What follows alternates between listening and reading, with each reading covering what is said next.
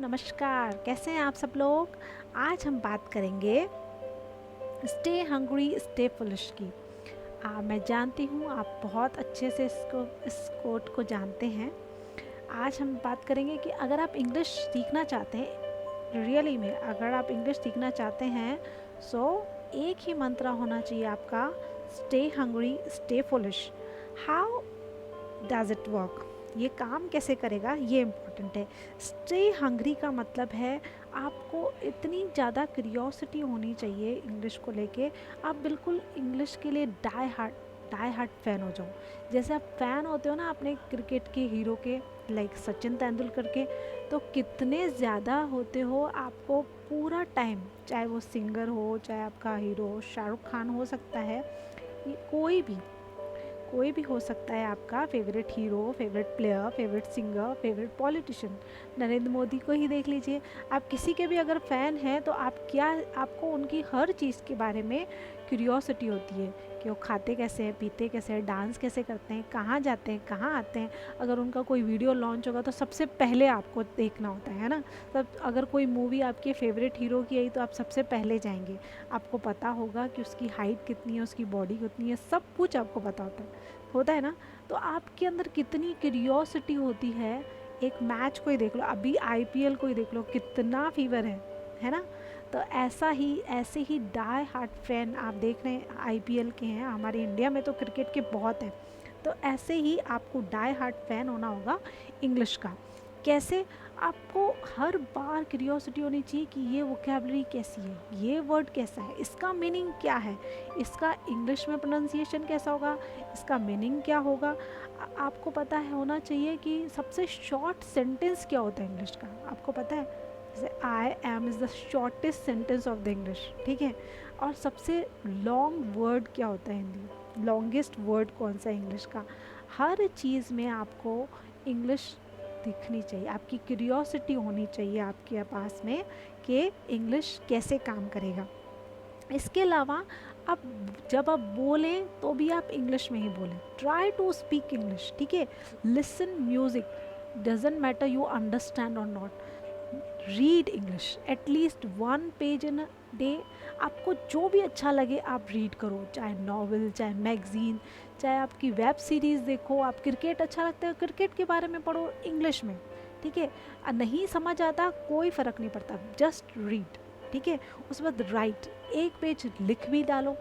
क्या लिखना है उसमें, जो भी आपने सुबह से शाम तक किया वो, आपको जो अच्छा नहीं लगा वो, आपको बोलना नहीं आया वो लिखो कि आज भी मेरे से नहीं हुआ, पर ये भी आपको इंग्लिश में लिखना है, I couldn't do this, I couldn't speak English. तो अगर ये भी 2 लाइनें अगर आप डेली लिखते हो ना, it will work, because it will keep you hungry, keep you curious that how can you improve tomorrow. आज नहीं हुआ तो कल तो इम्प्रूव होगा ही ना, कैसे होगा, ठीक है।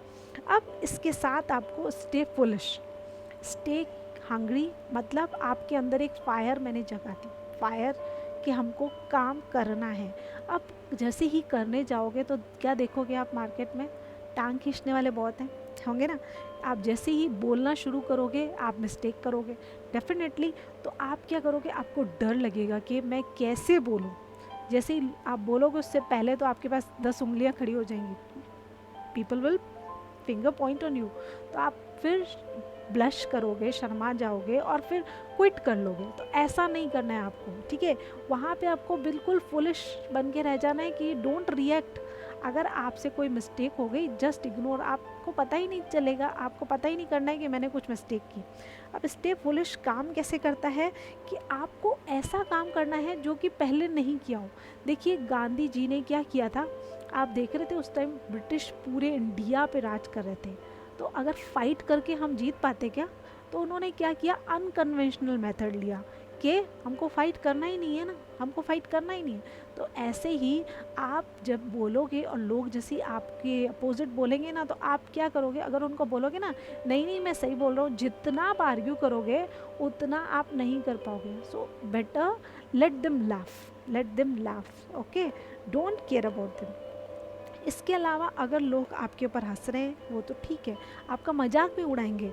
इसके अलावा आप बोलते बोलते स्टक हो जाओगे, कुछ टाइम फ्रीज हो जाओगे, आपको समझ में आएगा, बहुत बैड फीलिंग आएगी।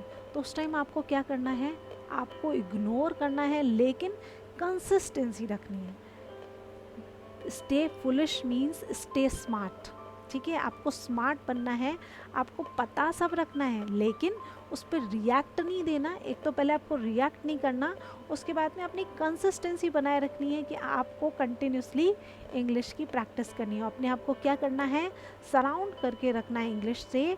रीडिंग राइटिंग डेली रीडिंग करनी है आपको, एक पेज।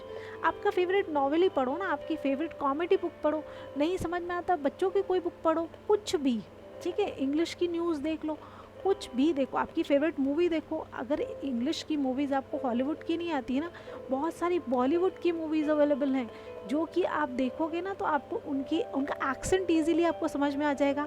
तो बस एक ही मंत्र याद रखना है आपको कि आपको डाई हार्ट फैन हो जाना है इंग्लिश का, कि इंग्लिश के अलावा मुझे कुछ अच्छा नहीं लगता। Just love the English and be stay hungry, stay foolish. Thanks for watching Learning Forever. Please like and subscribe my channel.